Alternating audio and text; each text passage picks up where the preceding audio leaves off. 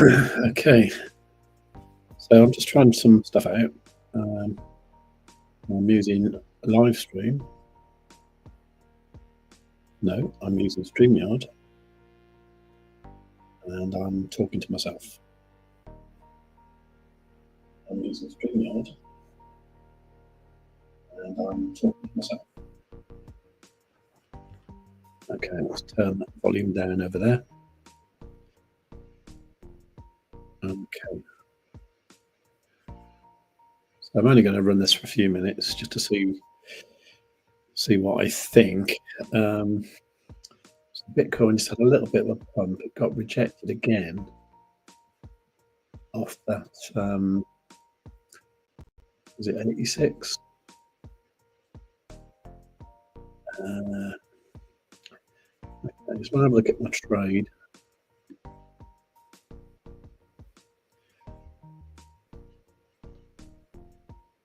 Right, so I'm trading this on Bybit. So this morning, that went up to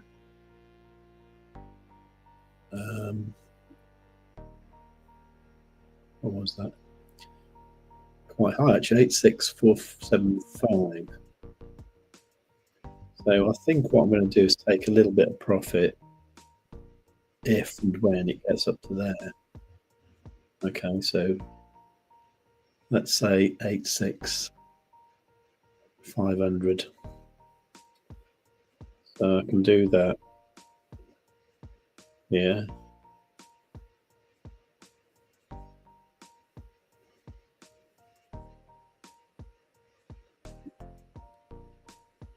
So 86500. Close quantity. I'm going to close.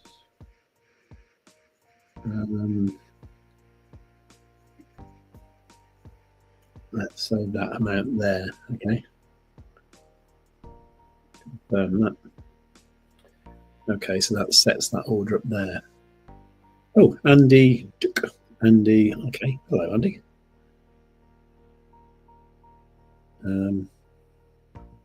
Didn't expect anybody to turn up. That's quite cool.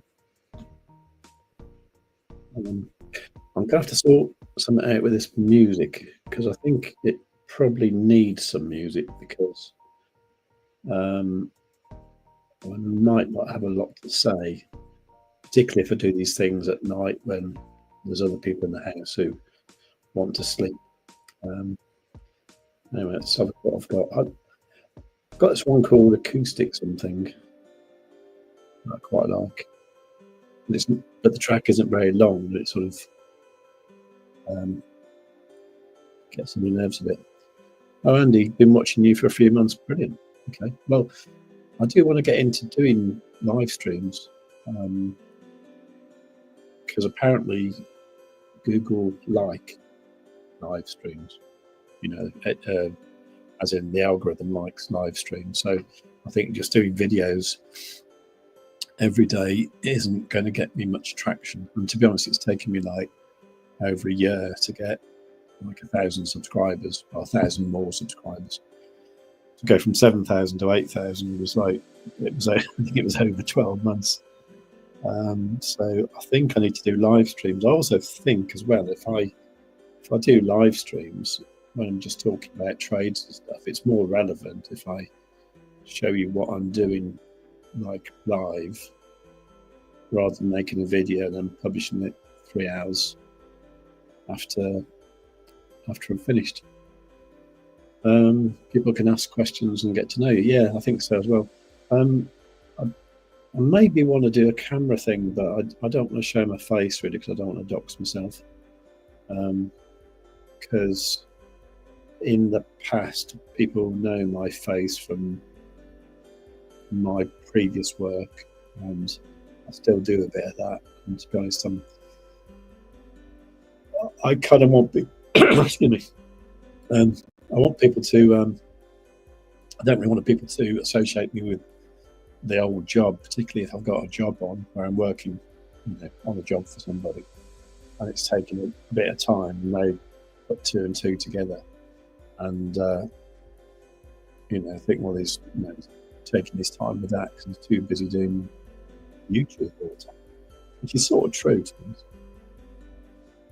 And then there's the security aspect of things. For my preference work. Oh, well, I want to do YouTube full time. The other stuff was sort of to do with SEO, search engine optimization, which in my particular niche I was good at the time. And I say previous. Yeah, it's to do with SEO, search engine optimization. In particular, helping people who had penalties, Google penalties and stuff. It was a good little niche to be in. As well as that, I did affiliate marketing, that sort of stuff. I still do a bit of that, but obviously what I've found is that the affiliate stuff you can do with YouTube, for example, like with exchanges or whatever, is a lot better. You can earn money easier than getting someone to buy some product off a Amazon affiliate site, and then I don't know. I've dealt with Google for so many years, sort of trying to work out what they want out of sites, and it's really frustrating. It's like, which is why I got into this other side of it, the kind of like, helping people who'd tried to game the system and then got themselves in trouble. It was a good little niche, but it still is to some extent. But what's happened now is Google just made things so tough that the SEO industry isn't fun anymore. It's all about creating nice content, and what that's become is people who people now use AI to write content, and then Google are trying to detect that and trying to detect people who are gaming the system. But at the same time, if people are creating good content with AI, Google quite like it, if it's useful. And I don't know, I just I'm a bit bored with it all, to be honest. I've been doing it for I've been involved in SEO for over 20 years. I met some great people, though, must admit. So it's a really friendly sort of thing. When I've been to conferences all over the world to do with SEO, as far as like Thailand and Las Vegas, and, it's been great, And there's a bunch of us who always meet up at Brighton SEO, and we're like a bit of an old. Well, we're all getting a bit old now, but we're like the old school posse of like SEO people. It's nice, I like it, but I don't like dealing with clients anymore. I just like I like sort of trading where if you win the trade, you get paid straight away, and you don't have to sort of invoice someone for the work or whatever. And the same with getting money from doing the affiliate stuff with with exchanges as well. They just sort of pay you, and you don't have to sort of like ask for the money. Hope to go to Thailand in a month. Oh, that's nice. Oh, cool. Yeah, well, I was only actually I was only there for God. I was there 3 days, I think it was. It was ridiculous. I was supposed to be there longer, but I was living in the French Alps at the time, and what did I do? I drove my car to Milan. No, I didn't. No, I drove my car to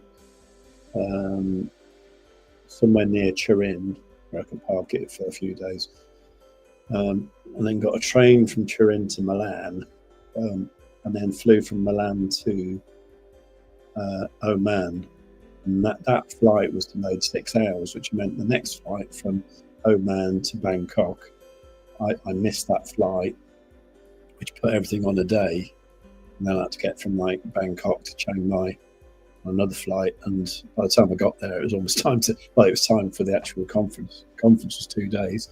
I also got invited to this extra mastermind thing as well. That was brilliant. But that was the day I was going to do a bit of tourist stuff. Why did that? That's okay. Yeah, that was the day I was going to do some tourist stuff, and so it meant literally I arrived there, woke up, went to this mastermind day that was brilliant, and 2 days of conference, and then it was a Saturday morning, and I flew home, and that was it really. Oh, WJMSJM. Can you show me standard approach on how you first loop for a trade from TA to placement? Yeah, I can actually. Okay, so this is my current trade I've got going here, right? This is on Bybit. This is a long position here. From what was it? Yeah. It's from this afternoon, actually. Yeah. This is all right, isn't it? Leverage is a bit high, I must admit, but my stop loss is just in profit. Yeah, so that's good. That's 39%, not bad. Okay, so what I did this afternoon was, it's really not rocket science, but these are these EMAs. Oh, hang on. Andy said no happy endings there. Well, no. Okay. No, to be honest, I didn't actually. I was offered the opportunity, but I thought I'm going to get carried away here, and I'm going to miss meeting all my friends and stuff. And I declined. I was kind of with my wife at the time as well, and she was actually rather ill, and she was kind of dying of cancer. Really, so I wouldn't have done that sort of thing. That would have been wrong, to be honest. Anyway, right. So yeah. So WJMS. Okay, so these EMAs that I love so much, these are the ones that I think I've shown you many times how to set up. And so the red one is a 5 EMA, the cyan is a 9 EMA, the yellow is a 21 EMA, and the green is a 55 EMA. So what I'd seen, this is the 1 hour time frame. So what I'd seen here was the fact that the EMAs crossed over, like the yellow had gone underneath the green back on Friday. Okay. Now, at the time, hang on, Friday. Oh no, Friday the 21st. Yeah, so yeah, it was a week last Friday. So that's when they crossed bearish. So when the yellow's under the green, it's bearish. So at this point in time, on the 1 hour time frame, I was expecting Stonksy to go red, and sure enough, on Saturday evening, it did. Okay, on me. So that was my clue there that we were going to go down. So I must admit, I for some reason didn't trade this properly at all, actually. But I should have just gone short there. I think what it was is I didn't believe Stonksy. It was ridiculous. I kind of, I saw that go bearish, and then Stonksy went red on the 1 hour, which is like normally amazing. And I watched the price go all the way down, and I didn't particularly trade the short at all. Anyway, so then we went super low here. Okay. Now, I actually thought we were going to go lower than that, but literally just looking at these EMAs, right? I saw the red.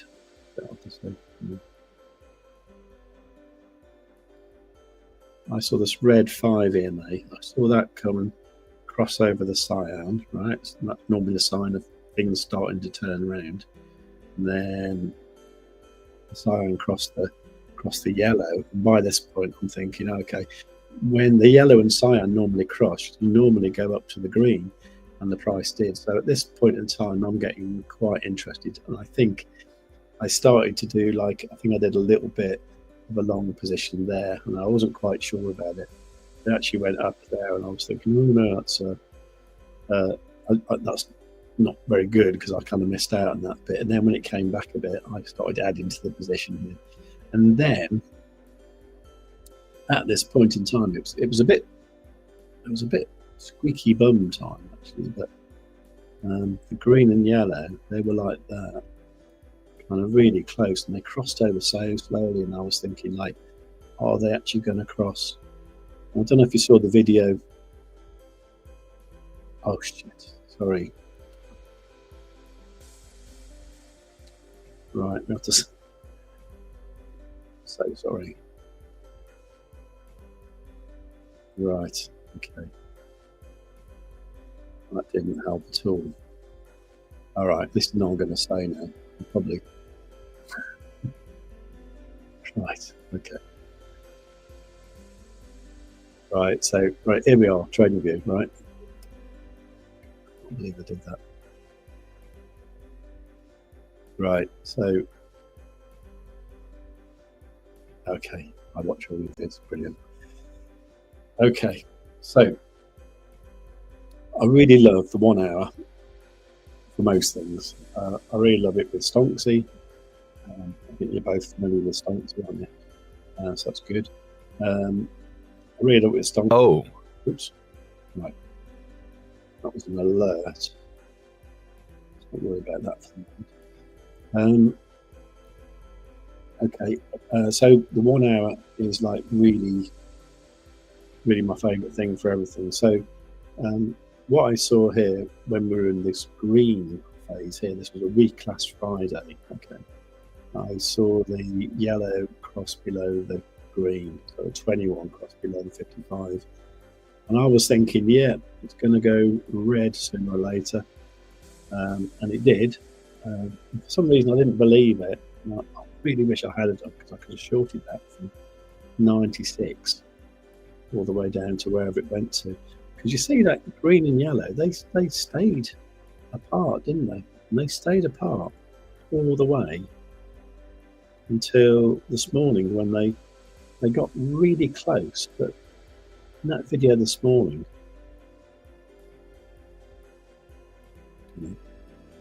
they were getting so close, and I was thinking this is going to be one of those things where they don't actually touch and don't cross, and then it comes back down again. I wasn't quite sure, but it was this kind of area where I started going into a bit of a position. First of all, I went in with just a fraction of what I had to play with, and then once they crossed over quite a bit, and we'd had this big green candle here, I was thinking it'd be nice if my cursor was a bit more visible, wouldn't it? I wonder if there's a way to do that. Anyway. This is why I'm doing this as a test, really. So, by the time that I'd gone up, I was thinking, like, okay, that's probably good to go now. So I've actually piled in quite a lot of,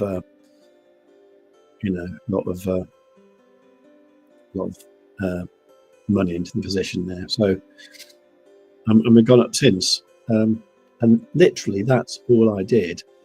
Now, the thing here, obviously, is Stonksy has been red all this time, so that was also making my arse feel a bit uncomfortable as well, because I was thinking, like, this could just roll over at any point, and it still can now, to be honest. It looks like it is a little bit, but what time was that? That was so about 6 o'clock tonight, UTC. The background's gone to black, right? And it's not been black for over a week. So I think that might change soon. It's either going to go green or green or red, isn't it? So that's what I'm looking for, really. And literally, that's all I did with that.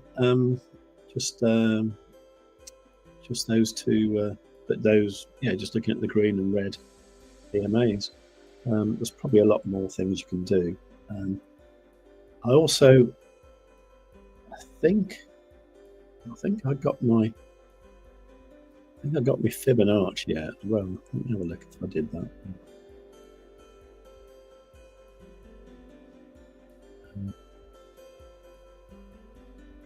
Oh yeah, I did. No, I did.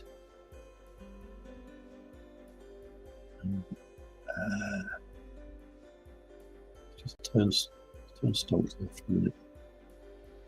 No,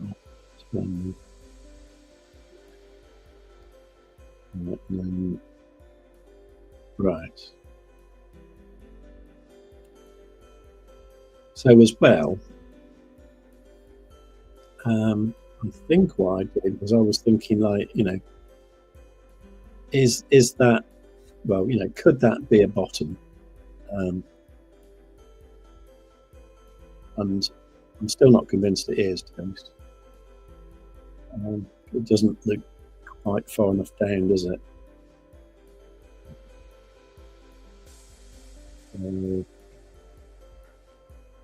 Yeah. You see, this is where all the action happened, wasn't it? So I'm still expecting at some point the price to come down here. But anyway, what I did was I got this Fibonacci tool. I went from that low there, that level there, up to the top there. Okay. And I just thought, is that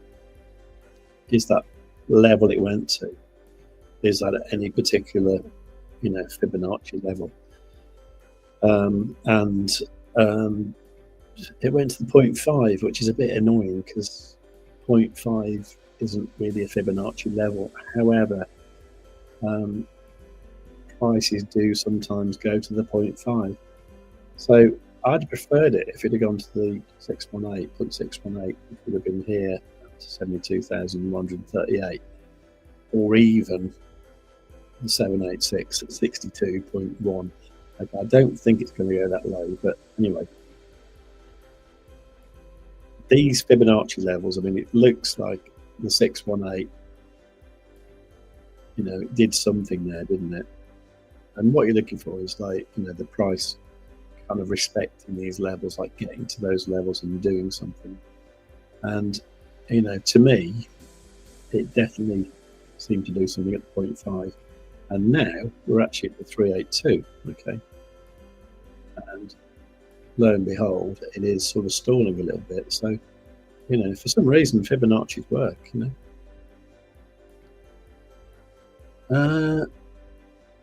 Right. Let's have a look. Anyway, can't see trading view. Okay. Oh, Aiken, I'm done with futures. Lost all my money. Oh God, sorry to hear that. Okay. If you're doing spot, you can still use the same techniques. It'll take you. Will it take you longer? I don't know. But literally, on days when everyone's euphoric and stuff, and the price is at 109k, sell a bit of your position into USDT, and then when you get days like the other day when everything was like massively red, buy it back then. Just do a little bit of that, just a little bit of buying and selling, and you can still build up your amount of Bitcoin or whatever you have then that way. If you got a lot, well, if you had a lot of money, obviously haven't that. That is a way you could do it. But yeah, if you're new to futures, leverage, then yeah, you can. I've done it. I've lost obscene amounts of money, and I've made some nice money as well. So yeah, there's that really. You've always been amazing with your trades, just using the EMAs. Well, yeah, to be honest, they work. I got the idea from Eric Crown. That's what Eric Crown uses, and he does a lot of, testing and stuff, and that's why he has those particular ones, the 5, 9, 21, and 55, and they're just great, Okay, Andy, how much do you play with most of the time? Okay. I like my position sizes to be around about 10 grand. So it means that, if I had $1,000, I'd be doing sort of 10x leverage to get those sort of position sizes, and then when I get more, then when I've won a few, and say I've got like 2 grand, I'll be using 5x leverage and smaller amounts. So my position size is still about 10 grand. The one I've got at the moment, it is larger. It is like more like 30 grand because I'm fairly convinced that Stonksy will go green at some point, and at the moment I've got stop loss set in profit, so I'm not worried. I'm not sure what I'm going to do when I go to sleep tonight though. I'm tempted just to sort of close the trade and then I'll look for a new one tomorrow or Monday. So that's I don't like playing with enormous amounts of money with leverage because it's quite easy to just go a bit crazy, and before you know it, you've got position sizes that are like the price of a house or something, and it's not good for you. I don't think. Sometimes you can feel your heart beating and stuff, and I don't know. It's just it's clearly not doing any good. But yeah, smaller amounts are okay.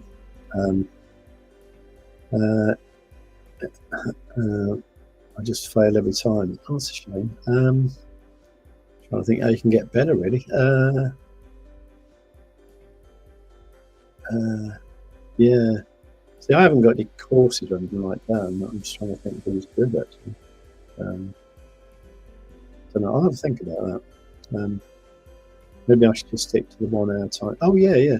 I think with the Stonksy, with the 1 hour, I think if you enter on the 1 hour, then it's generally always good. The only thing that's not good at the moment is when to get out, because sometimes during the actual green or the red period, you'll have like a bit where it's actually looking really good, and then it will sort of retrace a bit, and then it will end up sometimes back near where it started. So it would have been a better opportunity to exit while you're in profit. But at the moment, the sort of thing I'm doing is if I see them in profit, then I tend to take some profit.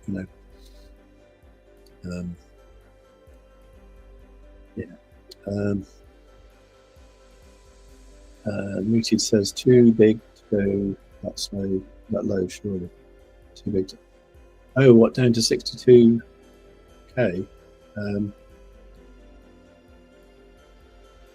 Yeah, maybe, but I mean,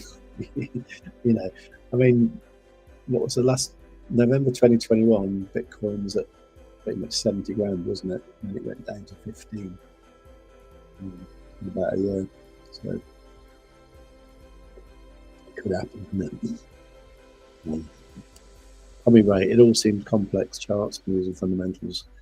Yeah, it is. I mean, it's been interesting though, because I've been playing with traditional stocks and stuff in the last few weeks, which has gone okay. Actually, I've done that just using spot. No what you call it? No leverage at all. And that's all right. I mean, I started off with £10,000, and I've got about 11,000 now in about a month. So I made a grand. That's been fun. But obviously, when you're doing that, you're looking at things like, you know, earnings. Like I was looking at the Nvidia earnings thing the other night, and it's a whole different world. And it's like, oh right, you have all that to learn, and then you've got to like think about, you know, which markets that stock is on and all that. And you have to learn it all over again, really. So yeah, it's different. It's different, and yeah. I mean, hit the likes, not the lights. Oh yeah, that's a good idea. I got any likes on the stream? It'd be great if you could give it a like. If all 7 of you can give it a like, that'd be brilliant. Cool. But yeah. Anyway, so what's happening here? So let's go back to the 1 hour time frame and put Stonksy back on. See, I do like how that's gone black. I don't think anything's going to happen. I'll tell you what there is though. There is the CME gap from Friday.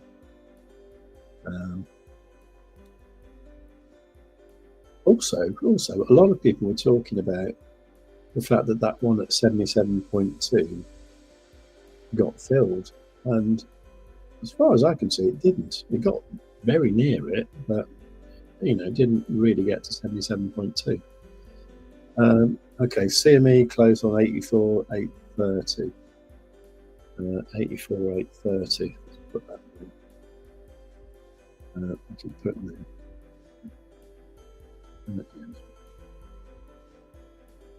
84. That's quite low, isn't it? So getting 830.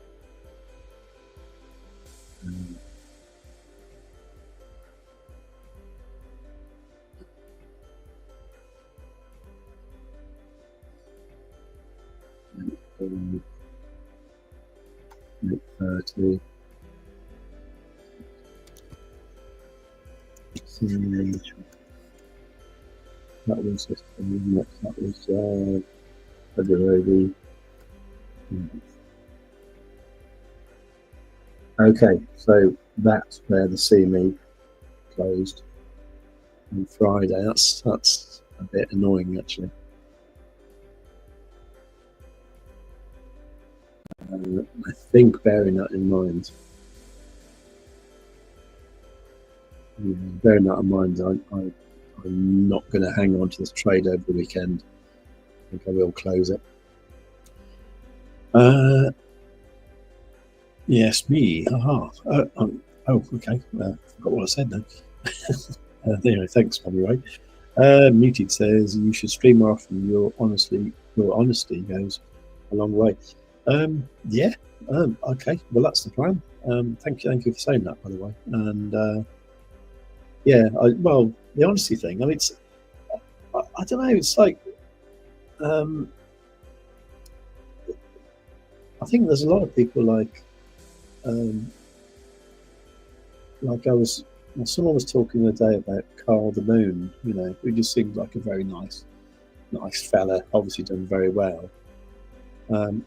But what I was told was, you know, back in the early days of like Bybit and FMX and all that, him and MM Crypto, they were like earning about 200 or 300 Bitcoin a day in affiliate commission for those exchanges, and they actually had no reason at all to do any trades, so they didn't. Sometimes, if they did, what they would do, they would have one account where they'd gone long, and then another account where they go short for the same amounts, and the other one they were like on a sub channel, on a sub account, and then they just show the winning ones, which is I don't know, which surprised me. It surprised me. I mean, because they both seem like nice fellas, and well, I suppose there's nothing particularly unhonest about that, because they are trading, but they weren't risking like their massive amounts of capital. But I mean, imagine that. Imagine earning like 100 Bitcoin a day. This is obviously back in like 2018 or whatever it was. But like, Jesus Christ, that's incredible. So I can imagine that. But that's obviously when Bitcoin was like 1,000 or something. I don't know. Even that must have been huge. Anyway. Oh, Mr. Delta, hello. Anyway, you're honest compared to most, no agenda. No, well, there is a bit of an agenda. I mean, I do want people to use the affiliate links for the exchanges, because that's probably where the majority of my money from YouTube comes from. But to be honest, there's like 34 people who trade on BitGet. There's like 7 people who trade on Blowfin. There's like 2 people who trade on BitUnix, and that's about it, really. Bybit, yeah, but Bybit's a weird one. So I think I've been putting my Bybit affiliate link around for like quite a few years now, and it's weird because I'll look at it one day and it'd be like I'll have like $1, and then all of a sudden I'll look at it and there'd be like $300 there. And like, it's obviously somebody who does like a big trade every now and again. But it's quite nice though. You sort of sometimes you open it up and think, oh, cool, we've got some money to play with.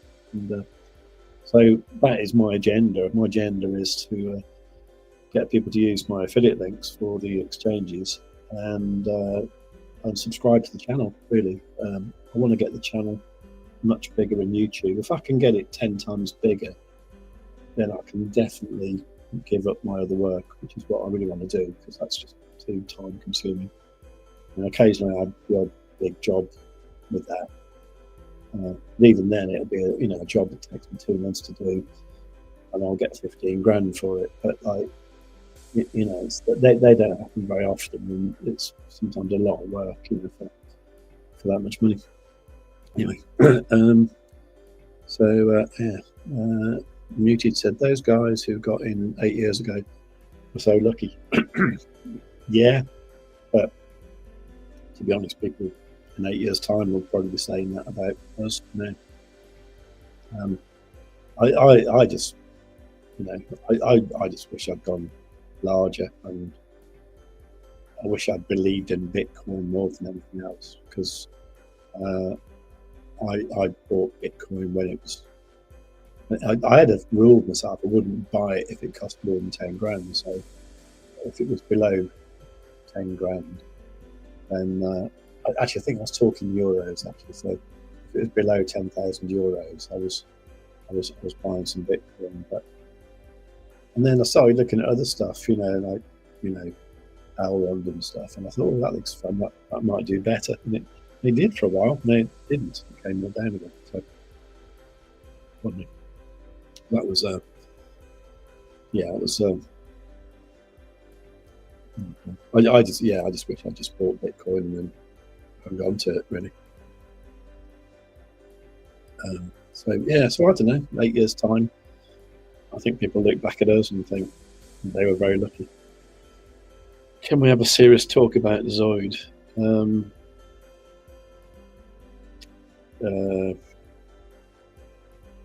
Yeah, we can, but I'm not sure if I want to do it in public, because every time I say something about it, Adam gets really arsey with me. And I think you know how it works, within the Telegram group. I mean, everyone's, most people are sort of very pissed off with the whole thing. Can't believe the Apple iOS thing isn't done.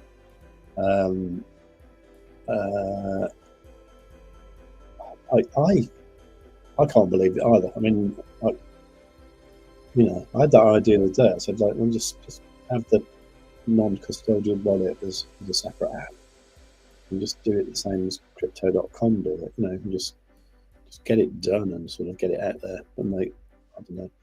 I've got a feeling the only technical guy they've got is Mihai Popescu, and I think he's probably overworked.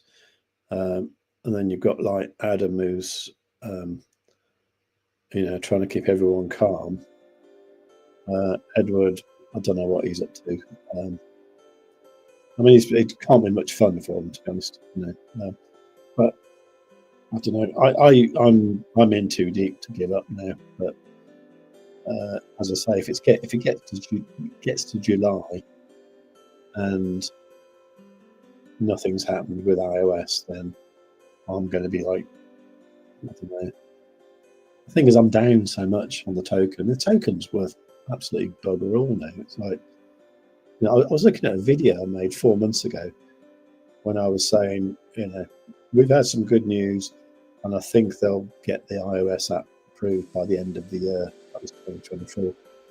And, I've got an interview that I did with Edward in 2023, February 2023 that was, and he reckoned we'd have it out by May 2023,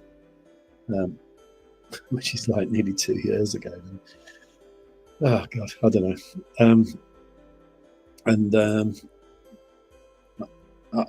I don't know. Right? Have they given you the track? No, they haven't. They haven't. We haven't got. We're supposed to get some news about beta testing the iOS app on Monday. But I think this is because they've changed all the KYC providers and all that. And the point I was trying to make to Adam the other day was like, the actual Android app. I tried it the other day, and I tried to pay a bill with it. Tried to pay my old French mobile bill with it, like €3, and it didn't work because I didn't get the OTP code on the phone. And I didn't realise that was what they were talking about when they were saying there was OTP problems. I thought the OTP problems to do with the actual people signing up and the KYC. And I actually thought, well, shit, we've actually got an app here that is actually completely useless. And then I thought, okay, well, I could probably pay this bill by using the IBAN thing. And I had a look at that, and I have no IBANs in mine. So I made a little video of me trying to find it, put it on the Telegram group, and said, is that normal? And Adam said, yeah, that's what we're trying to fix. So the IBANs don't work, the card doesn't work because the OTP doesn't work. And why, and it's on the Android Play Store, Google Play Store. And I kind of said to Adam, like, is it all right being there? Because, like, if someone downloads it, they're just going to see it's a piece of shit, and I'm going to leave like a 1-star review. And he got all arsey with me and said, like, well, what do you suggest? He said, what's your suggestion? I said, well, I haven't got a suggestion, but I was wondering if there was a way to, like, say, pause it or suspend it sort of until you've got the bloody thing working, or at least put a note on the Google Play Store saying this is a beta version. Some of the functions don't work, But anyway, and I said, like, luckily nobody's left a review, so that's good.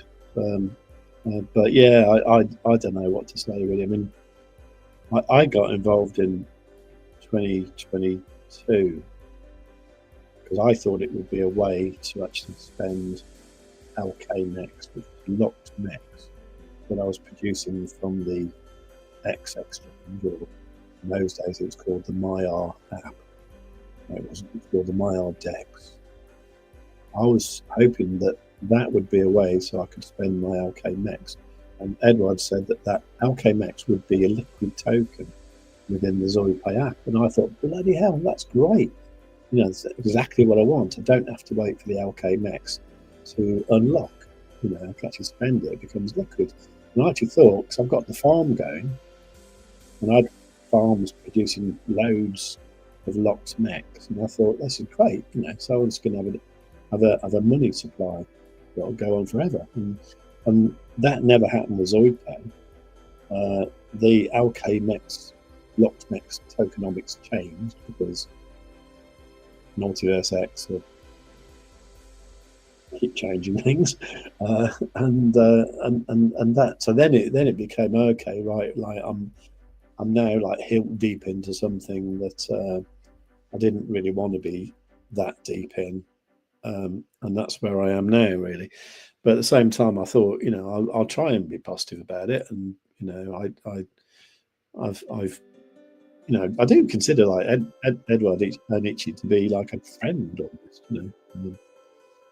But you know, we've had chats and stuff, and he's invited me over to Bucharest and all that sort of stuff, and I haven't gone yet, but I said I'd go when the app's finished, so God knows when that'll be. But yeah, I don't know. Anyway, so I don't. I probably said too much already, but yeah. So I haven't got beta access for the iOS. This is amazing. I didn't expect it to be 7 people there. This is brilliant. Savvy goes on about Prime XBT as their charts and bids are independent to them, whereas most companies are actually bidding against them. I'm terrified to get involved. Oh yeah, well, I don't know if Prime XBT are any better than anyone else. I mean, I do like Bybit. I think Bybit, after, like, you know, well, I don't know what that hack was all about, but like, you know, but losing like $1.4 billion and then saying, okay, we're okay now. And I did hear that's about a year's wages for the company. So if they can survive that, I think they can survive anything. Muti's saying yes, but still in the top 1%. Oh, well, you mean like has been involved with crypto and stuff? Oh, actually, I think I can do something here where I can highlight.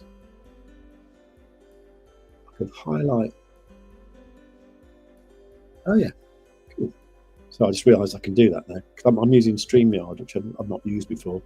This is the software that I use with Dave when we do the Stonksy show. But obviously that's him being the presenter. But I thought I'd try this out. God, I've been live for 47 minutes. Amazing. Right. Okay. So eGold's been a huge disappointment this cycle. Worse than ETH. Yeah, it's been absolutely dreadful. And I don't really. Oh God. What's his face? Benjamin Minku. God, I think he's the most irritating bloke in crypto. He's like, you know, every time he opens his mouth, you think, oh right, is he going to say something good? And then he just says a load of bollocks. It's like, I haven't a clue what he's talking about half the time. It's horrible. But the thing is, I mean, if you look at the Multiverse X on what they're doing on Twitter and stuff, you know, they say like, you know, they've got this multi-sharding stuff done and got transaction times down to ridiculously fast.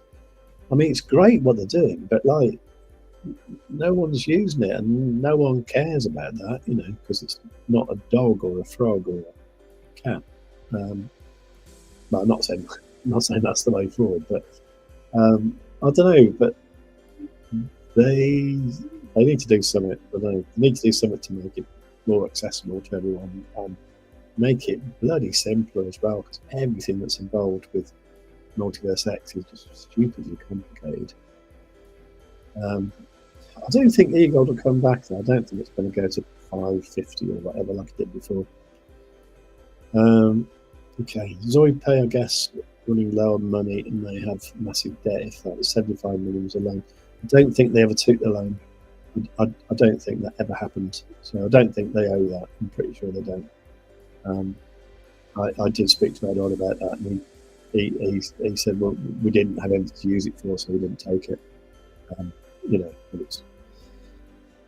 Terrible shame, but goes hand in hand with Multiverse X stuff. Yeah, well, they are trying to move to Solana, but they said they'll do that when the iOS is approved. But like, you know, that could be any time in the next decade. So God knows.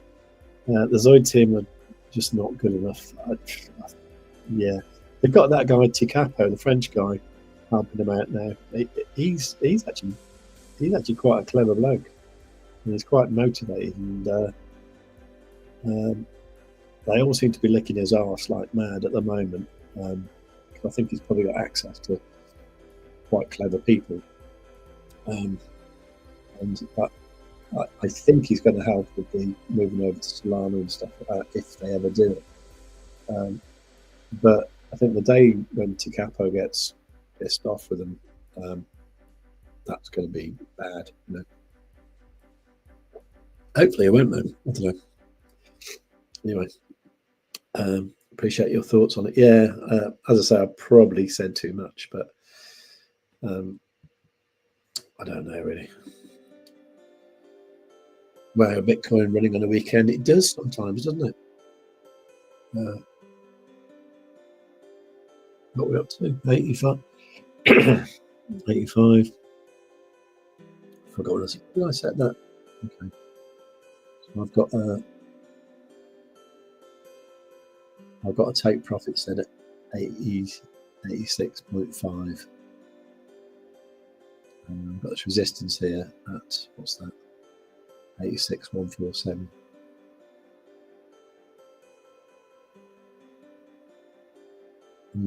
Okay. I'm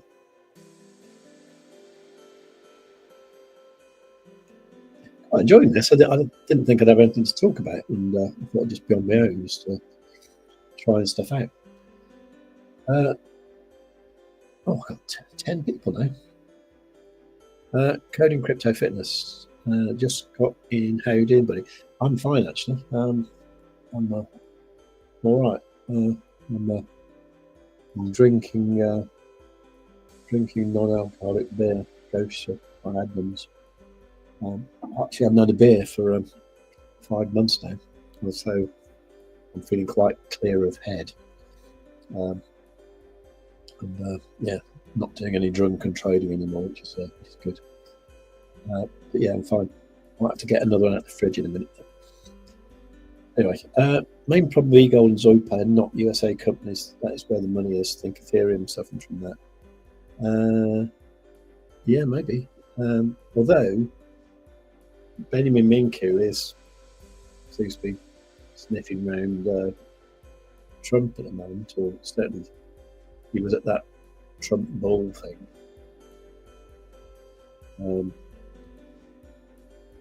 I don't know. Mr. Delta saying anyone else's audio distorting. Is it? I might turn that music down because it's getting on my tips anyway. Maybe do that. Let's turn that music down. Right. Back to the comments. That is my. Right, okay. So I was working for these. The price went to 15 cents when the loan thing happened, or not, but down within a day of the news. Oh, what these Zoidpay? No, 15 cents. Oh, there was something that happened, didn't there? Wasn't it when you're talking about Zoidpay? Wasn't it? I can't remember now. I know when they first talked about the idea of the app coming out, I think it went up quite a lot then. But I mean, that's kind of good to know that it doesn't take that much to sort of make it do something, you know. And it's so low at the moment. It's like, you know, literally someone could come along and, you know, if someone had like $500,000, they could buy like tons of Zoidpay and the price would go up loads. But anyway, Let's have a look. Andy says, my biggest bags are H-bar and stuff in the ecosystem like source and pack. Okay, I don't know what source and pack are. That sounds good. All I'd say with that is don't do what I did with eGold and, you know, watch it go up massively and think it'll go up further. I mean, I watched eGold go from my buy price, which was $7. I watched it go up to 550. And a lot of people said it go to 1,000, and I thought, okay, it will go to 1,000. And then it started coming down, and I didn't want to sell it because all of a sudden it was only worth like 300, and now it's worth about 20, which is like ridiculous, you know. So yeah, just be sensible. Don't think they'll last forever, and with altcoins, you know, have a look at what was popular 5 years ago and see if you recognise anything. I don't think there'll be much there, to be honest. There'll be all stuff like Zcash and I don't know. I don't know what it's called. Was it Digibyte, that sort of stuff? HBAR recovering a USA. Yeah, yeah. Good night, mate. Not drinking for 5 months. Yeah, it's good. Yeah, I feel better. And yeah, I need to focus on trading. I think we all do. Oh, Zoid, yeah. Oh, did it really go up that much? Bloody hell. I'll tell you, if it goes up that much again, I'm selling it.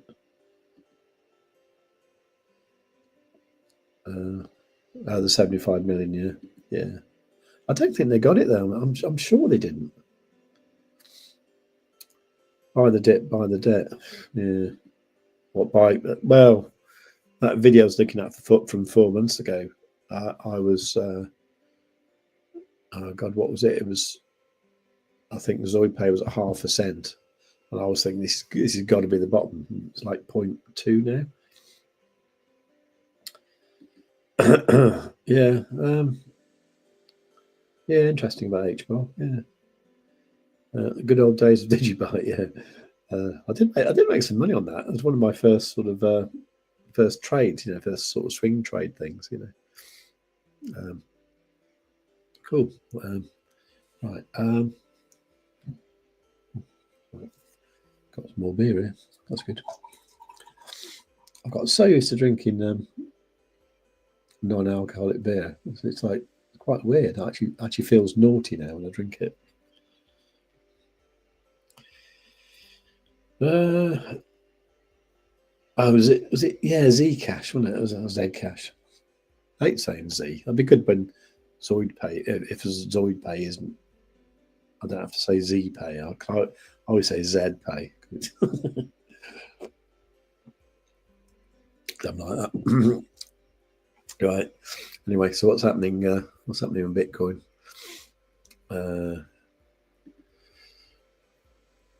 So that was that.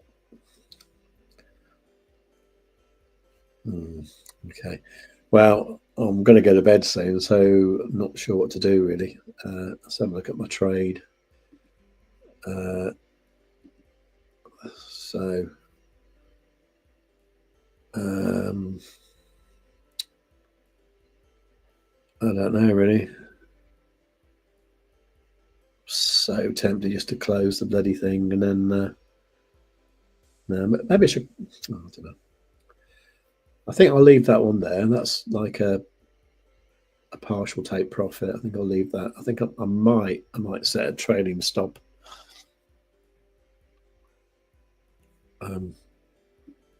So with Bybit, you can go, let's say,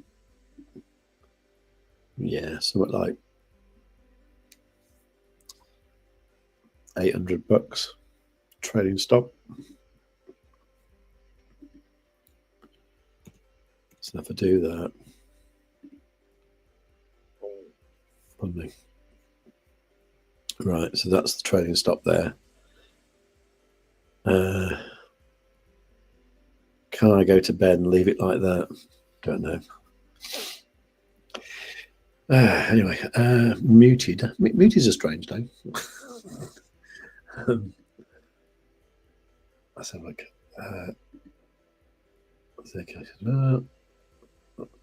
Is it? Yeah, I mean, all those things still exist.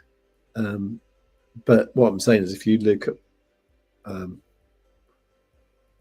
what was, actually, can we do it? Hang on a sec. Let me just go to another tab. I can't remember how to do it now.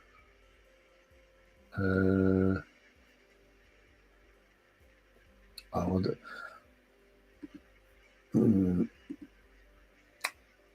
I'll do it some other time, but might make a good video actually, sort of, to sort of say, what was, what altcoins were popular like 5 years ago, and see if there's any ones we recognise, or see where they are today. That's my point about these altcoins. I mean, the odd one will come through. I mean, I remember Satoshi Stacker talking about Solana when it first appeared, and he was really enthusiastic about it. He was talking about what it could be used for,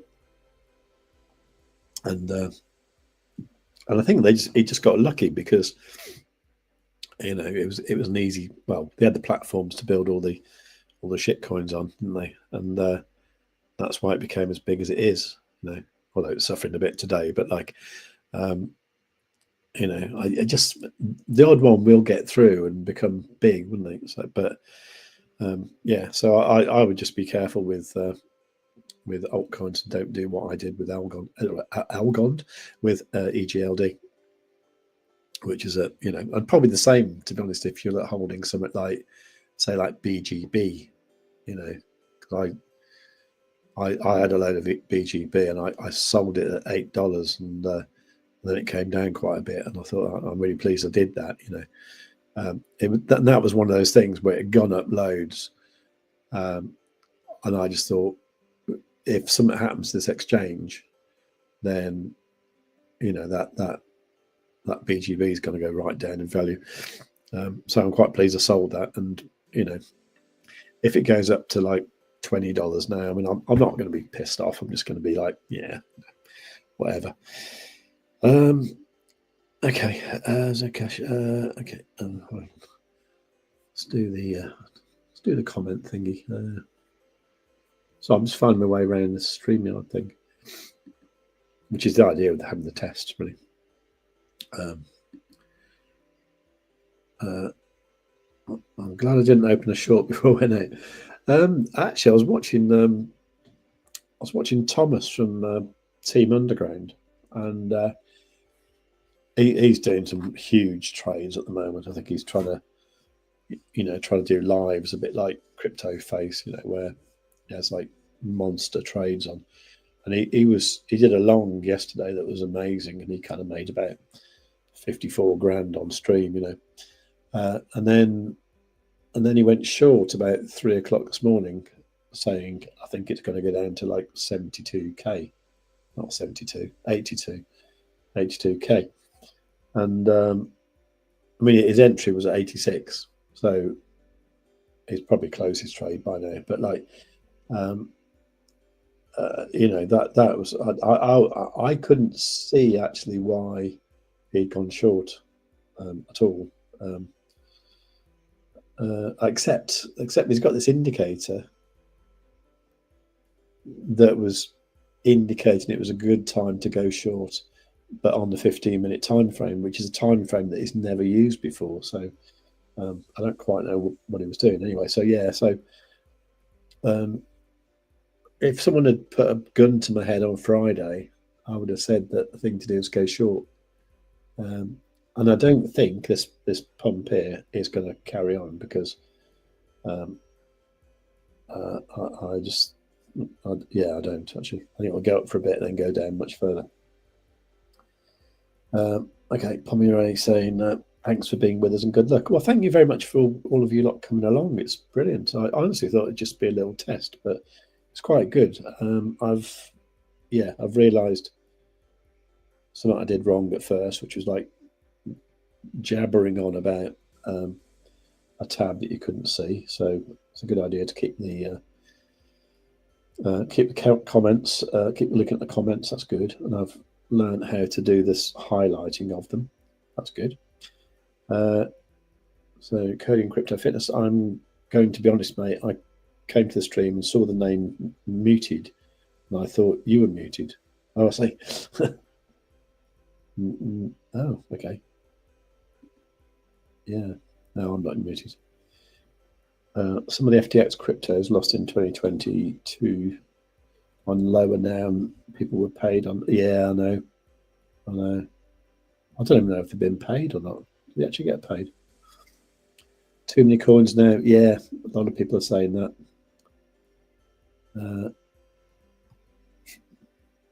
10K to in 2018 to millions now. Yeah. But Bitcoin is ×4 from when? But yeah. I mean, I just think I think what I'll do this time. I think when Bitcoin gets up to like whatever the peak is of this cycle, and I think that'll be something like 150K or something. Like, when it gets to that, I'm actually going to sell a bit and leave it in USDT or something, and then and then I'll hope it comes down a lot in value. If not, that'll just be money that I'll just keep for doing other stuff with or whatever. But that's the plan. Oh yeah, sorry, 4x from FTX. Okay. Mind you, if I'd have had money on FTX and I was getting back, quarter of what I had then, I'd be happy with that, because I'm surprised they got anything back, to be honest.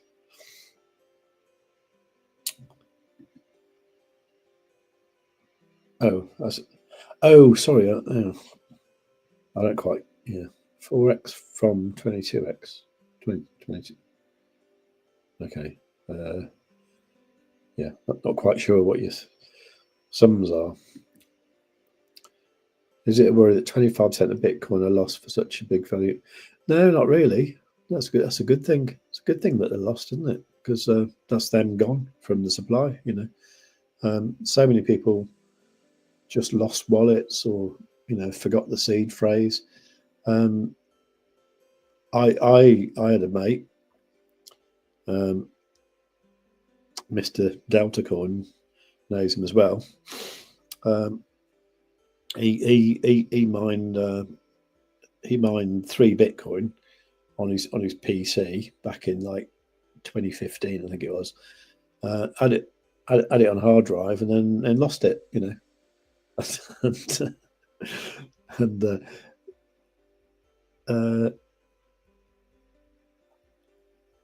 yeah, his name was Luke. He's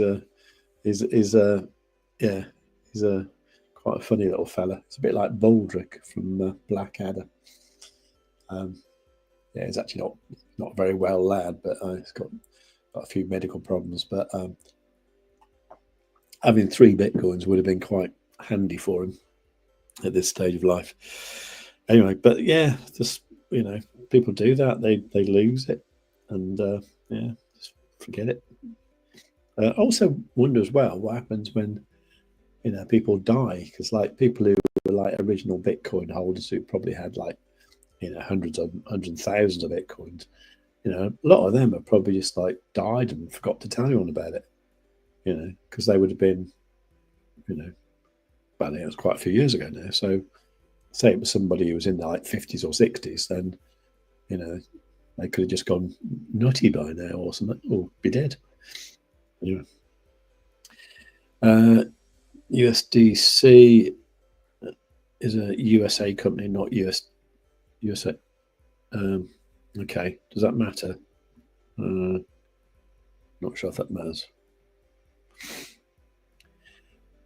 They gave back 120% dollar value in 2022.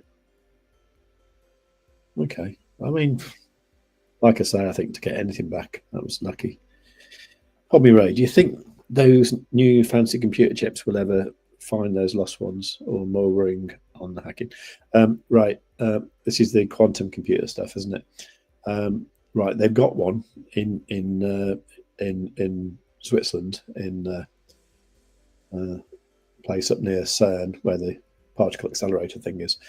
They've got an IBM one there, and it's like it's kind of, you know, I think you can book an appointment to go and see it, and it's heavily guarded because like it's so expensive. And the point is that if a computer was powerful enough to, like, you know, decrypt Bitcoin, it would also be powerful enough to, you know, hack into all banks, nuclear defense systems, the army, you know, governments, everything like that. And to be honest, it'd probably be more fun to, you know, start off a nuclear war rather than stealing a few Bitcoins. So I think at that point, when computers are that powerful, it will adapt, you know, like the, you know, Bitcoin blockchains or whatever, that they will naturally adapt to take that into account. But I don't think that's going to be a problem in my lifetime anyway. I know I'm a lot older than a lot of you guys, but I don't think that will ever be a problem. I think, you know, problems with banks and defense systems will be bigger first. And you also need to be doing it without nobody knowing about it. And I don't know. I just don't think it's a problem. Yeah, some billionaire drowned with his keys. Yeah. It's like the one they assumed he. It's like the one they assumed he was an inventor. Forgot his name. He was sending messages to Satoshi. He died broke with some muscle degenerative disease in like 2012. Yeah. But, you know, once that, you know, if, yeah, could you recover loss? No, I don't know. I don't know enough about that side of it really to make a good guess really. Okay, tech has already been invented to stop quantum computing. Yeah, I mean that's what you do. You sort of like use quantum computers to stop quantum computing. You know what I mean? It's like anything. It's like, you know, if somebody invented like a really big gun, you invent like a really, really big gun so that they don't use that one. You know, I don't know. It's an interesting subject, but I don't think it's a problem for us really. But I don't know. Yeah, it's probably sort of James Bond type stuff, really. Not even James Bond, really. Sort of, I don't know. Sort of, I don't know. Right, get a bit tired now, so I'm gonna go. Let's have a quick look at Bitcoin before I go. God, I really want it to get up to 86k. Now, you see the thing here, right? Is on the 1 minute time frame, right? You know, you can see these yellow and green EMAs have been swapping backwards and forwards all evening. So, you know, I'm not worrying about those too much. If you look at that on a bigger time frame, like the 5 minute, so the 5 minute always reckons, you know, quite a good one. The 5 minute, they crossed bullish at about sort of 4:15 this afternoon, and that's been going great. They've been going up since.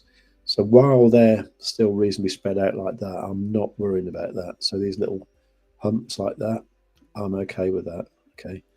So, you know, on the 1 hour, let's put my moving averages back on. So on the 1 hour, that's not, yeah, it's 1 hour, isn't it? this is all good. You know, this is what you want to see. This is what Eric Crown calls a trend in motion. It's when you've got the 5, 9, 21, 55, red, cyan, yellow, and green. You've got them all kind of spread out nice and evenly. That is a trend in motion. That is a trend upwards. So what I'm hoping at some point we'll get a green background on Stonksy. And I think when the price has pulled back so far and it's been on a red background for over a week, if it does go green, I think it's going to be really nice. However, there's always a possibility it could do a double bottom like that. And I actually think that is something like what might happen. I also think it needs to go down further. I'm still not happy about the CME gap.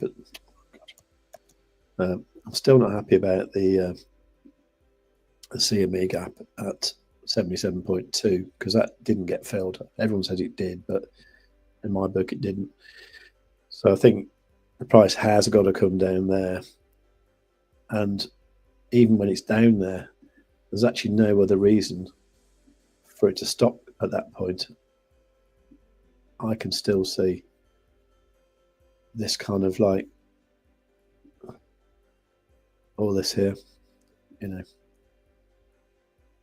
There's basically just nothing here, you know. There's that CME gap, and then lots of nothing, you know. So I do think, you know, it's got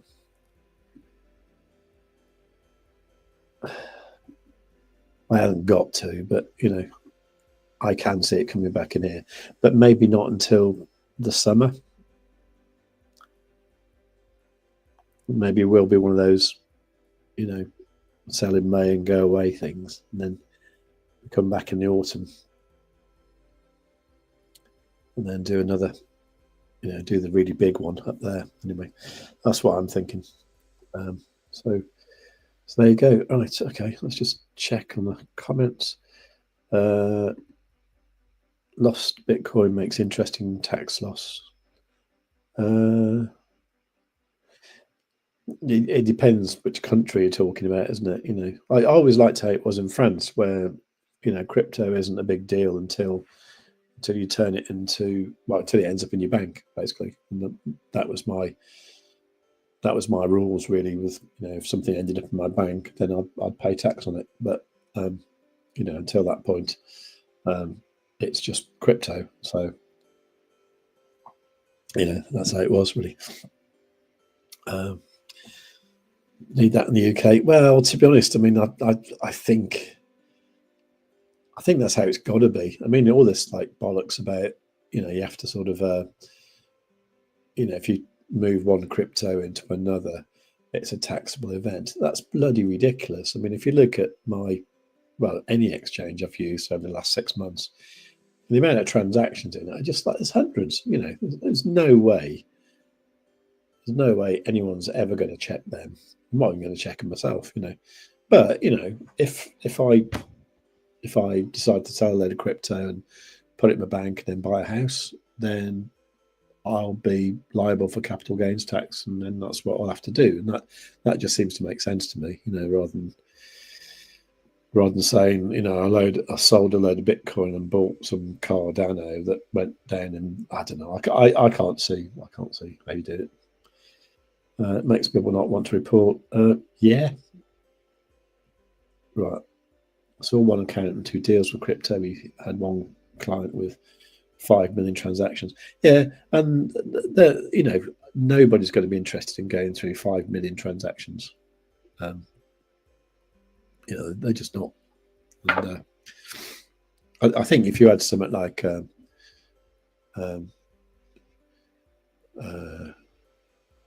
Revolut or something, you know, where it's all quite simple. You had like easy transactions in there, and you had like large amounts in there. I mean, that might become a problem. I can see why it's like that in the States, because you know, if you've got stuff like ETFs, obviously that's going to be easy to keep an eye on and stuff. But I don't know, the stuff we do. You know, it'll be I don't know. I don't really want to talk about that on YouTube really, because it becomes financial advice, and well, I'm not going to advise anyone to do anything. None of this is financial advice, obviously. But yeah, you can't talk about that on YouTube, so I won't. Mr. Delta saying, accept Elon. Accept Elon what? Oh, I don't know. Anyway, right. Like, I'm going to go, and it's been absolutely lovely talking to you lot. It does seem like I'm talking to you, even though it's just me talking to myself, really. And that's the other thing as well with this. I will be able to have like guests on, and we can have like fireside chats and all that sort of stuff. That'd be quite cool. And I know Dave from Stonks the Indicator, he said he'd come on my stream if I do a live stream, and we can have a little chat with him, because he's good. I like him. And yeah, cool, brilliant. So that's good. Yeah. If you could do us a favour before you go, though, or before I go, do give the video a like, because that helps with the algorithm. And I might change the title a bit so it becomes like a real live stream, and hopefully that might help the channel get seen out there. You know, because this would be great. I mean, it's been good fun with 7 of us, but or 10 at one point, wasn't it? And but yeah, it'd be great if we can get like, you know, a few hundred. That'd be awesome. All right, I'm going to say thank you to everyone, and yeah, thank you. I could almost do a reverse roll call, couldn't I? So thank you, Mr. Delta. Thank you, Cody Crypto Fitness. Thank you, Pommy Ray. Thank you, Andy. Thank you. Who else was here? Oh, WJM, whatever. Well, yes, that one. And I thank you for the message you left me at that time. Oh, Paco. They didn't say anything about Paco. Paco's 125x long. Bloody hell. That's hardcore. Okay, keep an eye on it. Muted. Don't know who you are, but thank you for coming. So that's cool. So I think that's everyone. All right. Thank you, everyone. Good night. And yeah, maybe I'll try and do a live stream or something tomorrow. If you have any preference for a time of day, I mean, bear in mind I'm in the UK, and generally in the week time, it's better if it's like within school hours, if you like. It's just easier to talk a bit louder and stuff when, you know, when I'm not distracting other people. So it's better if my daughter's at school, really.